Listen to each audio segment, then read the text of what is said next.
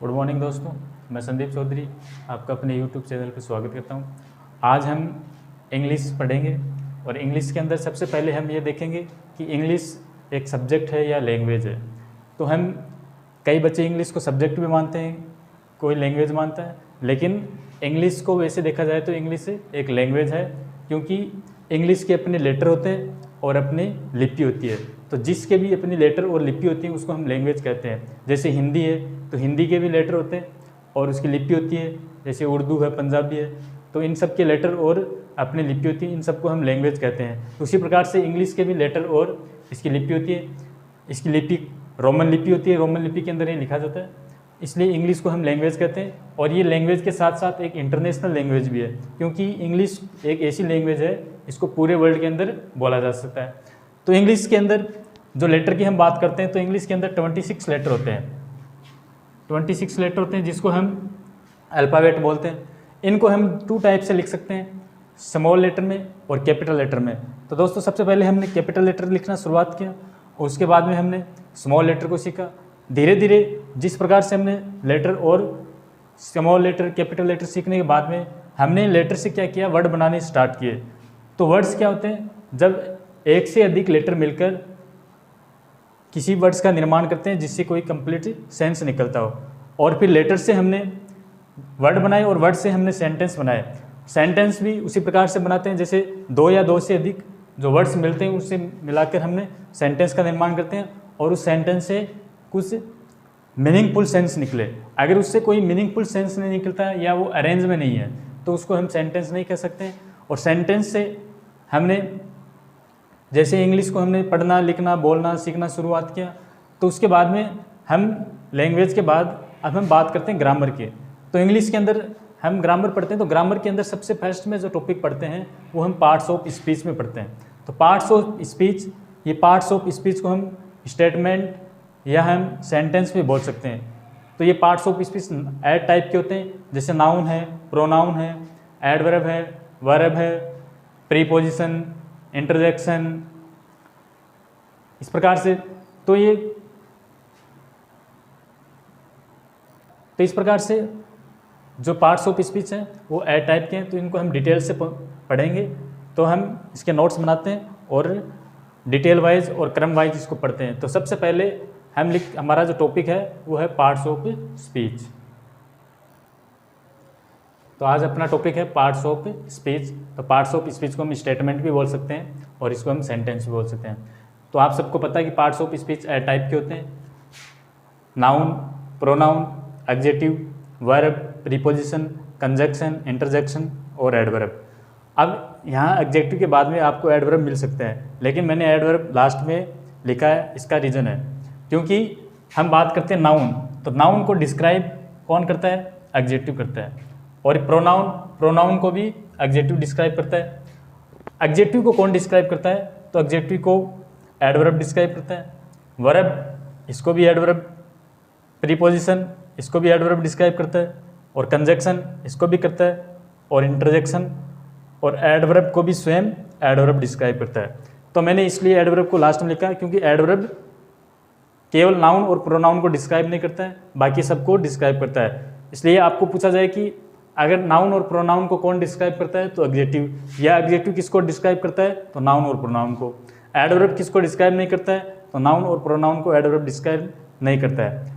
तो यहाँ पे नाउन और प्रोनाउन को एडजेक्टिव डिस्क्राइब करता है, बाकी adjective, verb, preposition, conjunction, interjection और एडवर्ब, और स्वयं एडवर्ब को भी एडवर्ब डिस्क्राइब करता है। तो आगे हम पढ़ेंगे नाउन के बारे में। तो नाउन सबसे बेस्ट टॉपिक है अपना नाउन। तो डेफिनेशन क्या होती है नाउन की, a noun is a word which is use the name of a person, a place, a thing, an action, quality और स्टेट है। यानी नाउन एक ऐसा वर्ड है जिसका यूज हम किसी पर्सन का नेम, किसी प्लेस का नेम, किसी थिंग्स का, किसी एक्शन, क्वालिटी और स्टेट के नेम के लिए यूज करते हैं, उसको हम नाउन कहते हैं। और वैसे हम देखें तो हमारे सामने जितनी भी जो भी चीज़ें हैं जिसको भी हम देखते हैं और अगर उसका कोई नेम है तो उन सब को हम नाउन कहेंगे। जैसे हम दिन में जो भी चीज़ें हम देखते हैं और अगर उसका कोई भी नेम होता है तो सब किसके अंदर आती है, नाउन के अंदर। अब जैसे एग्जाम्पल के तौर पर name of person, name of person के अंदर जैसे किसी पर्सन का नेम, जैसे खुशबू है, मोहन है, राकेश है, ये नेम ऑफ पर्सन में आ जाता है। नेम ऑफ प्लेस, जैसे किसी हॉस्पिटल, स्कूल, ये प्लेस का नेम हो गया। उसके बाद में नेम ऑफ थिंग्स, थिंग्स के अंदर जो भी थिंग्स हैं उसका नेम, जैसे पेन है, पेंसिल है, डस्टर है, चौक है, बोर्ड वगैरह, ये सब जो भी थिंग्स है उसका कोई जो भी नेम है वो थिंग्स के अंदर आ जाता है। फिर एक्शन, एक्शन जैसे कोई सिंगिंग का है, कोई डांसिंग कर रहा है, तो जो भी एक्शन है, एक्शन सारे नाउन के अंदर आ जाते हैं। और क्वालिटी, स्टेट, क्वालिटी जैसे कोई ईमानदार है, कोई झूठ बोलता है, कोई सच्चा है, तो ये सब ट्रूथ, होनेस्टी, ये सारी सब क्वालिटी यानी गुण, ये सारे इसके नेम को क्या कहते हैं, हम नाउन कहते हैं। तो इनके एग्जाम्पल देखते हैं हम। Name of person, name of person में जैसे किसी भी पर्सन का नेम, जैसे मनीष, राजू, राकेश, रेखा। फिर नेम ऑफ प्लेस, प्लेस में स्कूल, हॉस्पिटल, सर्किस, यानी प्लेस के जो भी नेम हैं वो सारे नेम ऑफ प्लेस में आ जाएंगे। Name of action, choice, dancing. Name of things जैसे pen, slate, books. Name of qualities, truth, honesty. फिर name of state, sleep, death, birth. तो ये नाउन की डेफिनेशन और नाउन के एग्जाम्पल। तो नाउन की डेफिनेशन यानी जो भी नेमिंग वर्ड है वो सारे नाउन के अंदर आते हैं, चाहे वो किसी पर्सन का नेम हो, चाहे कोई एक्शन का नेम हो, चाहे कोई थिंग्स हो, या कोई स्टेट, क्वालिटी जो भी है, तो सब के नेम को हम नाउन कहते हैं। और ये एग्जाम्पल है। अब हम पढ़ते हैं काइंड्स ऑफ नाउन, यानी नाउन के कितने टाइप होते हैं। तो अब पढ़ते हैं काइंड्स ऑफ नाउन, यानी नाउन के टाइप। तो there are 5 type of nouns, यानी नाउन के 5 टाइप होते हैं। Proper noun, common noun, collective noun, material noun, abstract noun. तो कॉमन नाउन को प्रॉपर नाउन, प्रॉपर नाउन को हम व्यक्तिवाचक संज्ञा कहते हैं हिंदी में।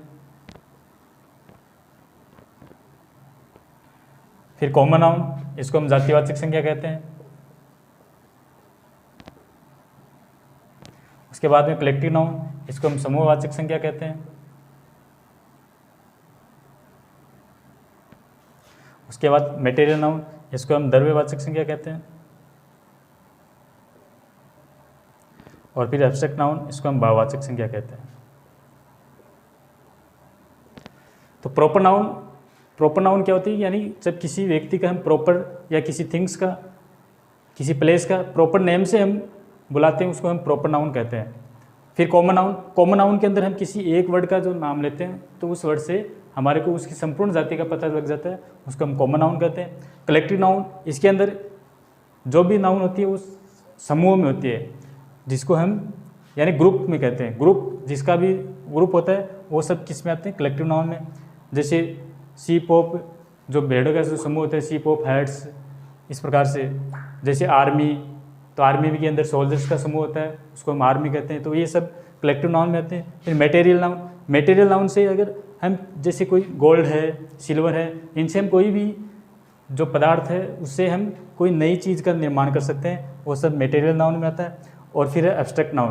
तो एब्स्ट्रैक्ट नाउन के अंदर हम ऐसी चीज़ जिसको हम केवल फील कर सकते हैं, नहीं उसको टच कर सकते हैं, नहीं उसको देख सकते हैं, नहीं उसको सुन सकते हैं, वो सब एब्स्ट्रैक्ट नाउन में आते हैं। जैसे फीलिंग है, सोरो है, एच है, ये सब मतलब ये इसको हम देख नहीं सकते हैं, केवल हम इनको फील यानी महसूस कर सकते हैं। जैसे एंगर, क्रोध, गुस्से को हम देख नहीं सकते, फील कर सकते हैं, नहीं उसको टच कर सकते। तो ये सब एब्स्ट्रैक्ट नाउन में आते हैं। तो हम कल इनके बारे में विस्तार से पढ़ेंगे विथ एग्जाम्पल और डेफिनेशन के साथ। आज के लिए इतना ही। धन्यवाद। आपका दिन शुभ हो।